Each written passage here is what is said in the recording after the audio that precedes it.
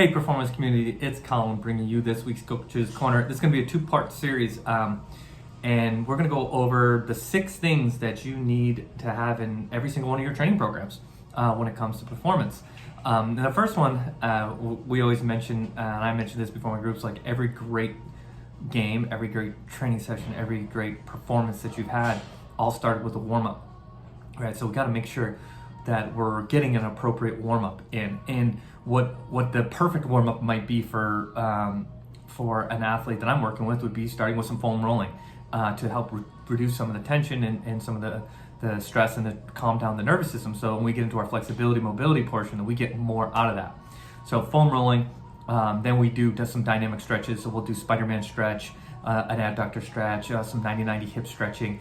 And that's something we've gone back to. We took it out for a while there, and then we've put it back in because we feel like we need to do a little bit more of that, and our athletes need a little bit more, we'll call it dynamic stretching. Then we get into our dynamic warm-up. So we're getting our body warmed up here, starting with some more simple tasks to getting to more complex tasks and working in some of the skills we're doing.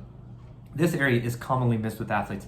A lot of times we just see them, and I go to practices and they just walk out on the field and kind of limp through a warm-up, and then they are expected to perform right after for that first drill, and they're super sluggish. So that's component 1, is that warm-up. Component 2 is our skill work.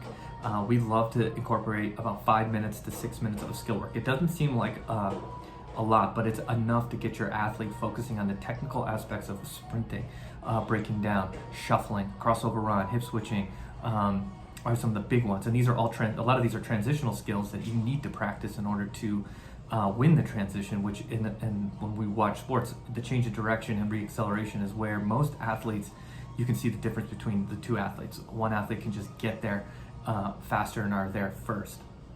And then we finish off with the most powerful thing we can do in the weight room is sprint.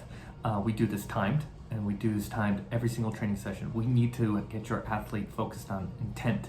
They've got to be able to sprint as fast as they can, and we need to have a very accurate measurement of how much power they put in there and what the intent level was. And we can see it where they're dropping times or getting slower and increasing their times based on the energy level in their training session and what they do in that day. So those are the big 3 that we start our warm-up with. Stay tuned for next week. We're going to go part 2 where we have some more fun. Let us know if you need anything. We'll see you around the corner.